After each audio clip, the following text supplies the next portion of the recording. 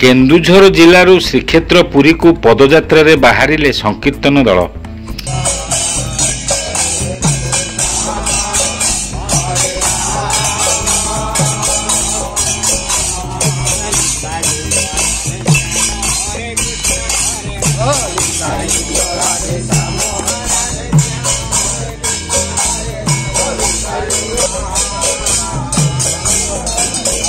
Ghasipura block तरुआ और शालदेई पंचायत अंतर्गत बणियापशी उजुणी तरुआ साईपाड़ अलीगाँ केन्दुखुंटा ब्राह्मणदा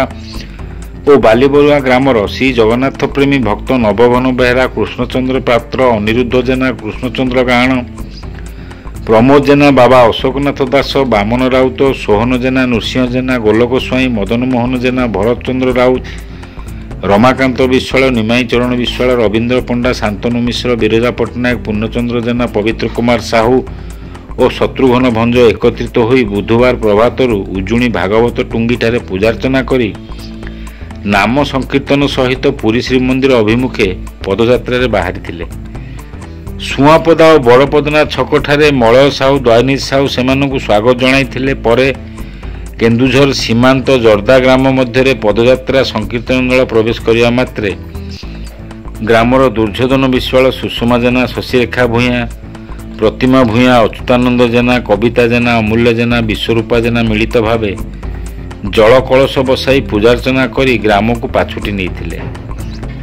समूह संकीर्तन दल ग्राम अवस्थित बांछेश्वर महादेव मंदिर शनिश्चर पीठ माँ मंगला पीठ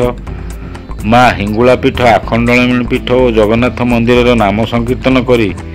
पुरी अभिमुखे पदयात्रा बाहरी। केन्दुझर अमूल्य कुमार जेना को रिपोर्ट खोला खबर टीवी।